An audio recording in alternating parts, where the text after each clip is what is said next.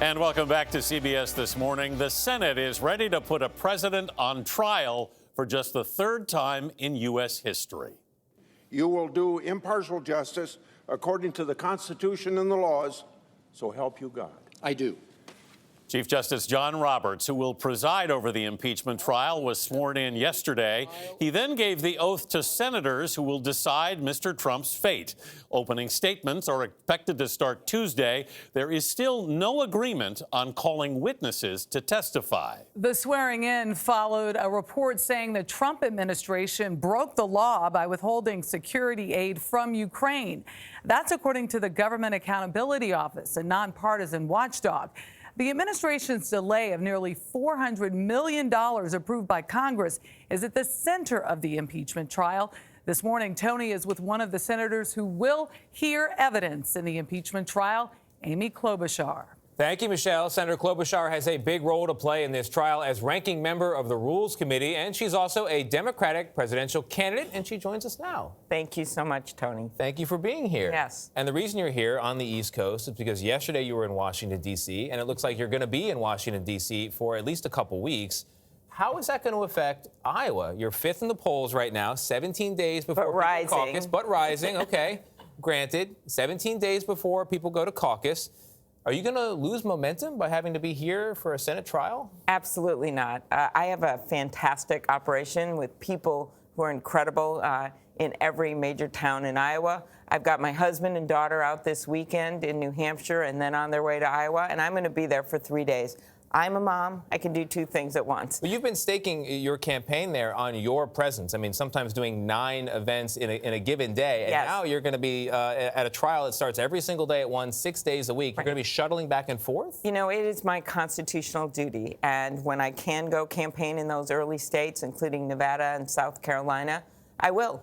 But when I have to be there, I will. And one of the great things about having these early states is the voters get to know you. And I think they're going to understand that I have a constitutional duty to be there. We can Skype in. We can phone in. I have more endorsements in the state of Iowa, legislators, formers, than any other candidate in the race. So I have people that are out there helping me right now. And we just picked up a new endorsements in New Hampshire, including the Deputy Speaker of the House. So let's get one question in on impeachment and then go back to Iowa. The big question is, are there going to be witnesses? Do you get a sense, as someone who has worked with Republicans, who know Republicans very well behind the scenes, do you get a sense that there are some colleagues across the aisle who will vote for witnesses in this trial? Yes, they have said it publicly. Senator Romney made it very clear. Yeah, Senator Romney made it very clear that he would like to hear from John Bolton, one of the primary witnesses, because he was the gatekeeper for the president's national security information. I think the GAO report, that Government Accountability Report that Michelle just mentioned on your program, that is really interesting because that was a nonpartisan group that said that he had basically broken the law. That's a nonpartisan agency. So you've got that, and every trial we've had in history has had witnesses, Tony. I mean, you cannot have a trial without witnesses. And right now we're just asking for 4 witnesses who have unique information about the president holding back aid to a foreign country. So let's jump back to Iowa and the campaign trail in 2020. You're 5th right now in most polls. And among the people you're trailing are Elizabeth Warren and Bernie Sanders, who have staked out more progressive positions in the party. I was looking at a report just this morning that said the average family the typical family is actually poorer today than they were back in 2000. Life expectancy in this country is falling. People are not hopeful that their kids are going to do better than they have done.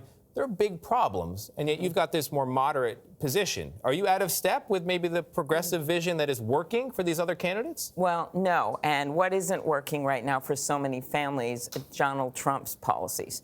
Because you have basically every day he boasts about how great it is, and then you have so many people where it's still really hard to afford prescription drugs. I have been the leader on that in the Senate. Or it's hard for them to send their kids to college. I have different proposals than my colleagues. I think they are more practical, yet progressive. And the difference between a plan and a pipe dream is you can actually get a plan done. I've passed over 100 bills as the lead Democrat. I know how to do this, and I have a record of winning in suburban and rural areas. A lot of these issues, though, in America have developed over Democratic and Republican administrations, and a big one is wealth inequality. And the top 1% has more than the bottom 90%. They have 40% of the wealth.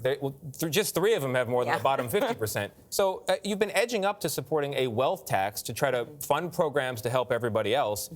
Could you say today that you support a wealth tax? Well, I've always said I'm open to that. I just want to make sure you can get it through legally. But there are other things we can do, Tony, that are much more concrete. Repealing parts of the Republican tax bill, where the president went down to Mar-a-Lago and said to his friends, hey, you just got a lot richer. There were a lot of people in America that were not in that room. So doing that, taking the capital gains rate and bringing it closer to the personal rate, closing the loopholes for hedge funds, closing the loopholes for oil giveaways. You literally can get over $1 trillion by making concrete changes. So I've showed how I'm going to pay for every single thing that I want to do, from helping with K through 12 schools on. And I think that's really important to have a president, someone that doesn't just have pie-in-the-sky ideas, but actually shows how they're going to pay for things. So 2 quick questions, because we're running out of time here. Your ideas are similar to Biden and Buttigieg, and yet you trail them in the polls. Let's just take Biden. I just went up to 10 points in New Hampshire. In New Hampshire. 4 points behind the vice president. Yeah. Who's counting, though? So make the case for yourself against a Joe Biden, who people see has similar ideas and also is moderate here. I am from the heartland. I grew up in Minnesota. My grandpa worked on the iron ore mines, 1,500 feet underground, saved money in a coffee can to send my dad to a community college. Joe Biden's from Pennsylvania. He's a working-class guy. I'm from the middle of the country, and that is where we need to win. Those states like Wisconsin and Michigan and Iowa and Ohio and Pennsylvania. You don't so think let's Biden start will with win that. those? I think I have. You look at my record, I am the one that just won 42 Trump counties in my state. 31 counties in Iowa went to Barack Obama and then Trump. I have the record. I actually have the receipts. I bring that. I won in those counties. No one else on that stage, people talk about it, but no one else has led a ticket where they have won repeatedly in rural and suburban districts and brought in independents and moderate Republicans. I want to get one quick question in on sexism. After the 2016 campaign, I talked to Hillary Clinton, and she told me that her debate experience with Donald Trump was imbued with sexism, her words. She has a whole file on sexism in politics. On the campaign trail and in this 2020 election, is sexism still a problem for you? You know, there's no doubt there can be double standards about women in politics. If we didn't have that, we would be able to name our favorite woman president. We can't do that because we haven't had one. What do I think? I'm proud to be a woman candidate. I would be so proud to be the first woman president, but I am running on my merit. And that is a point I have made repeatedly when I have won really tough elections against tough opponents. I have done it by making the case that I'm accountable, that I get things done, I have people's back, and I don't make promises I can't keep. So if people are tired of the noise and the nonsense and the extremes, they have a home with me. That's how I win. Senator Klobuchar, thank you very much. Thank you. Appreciate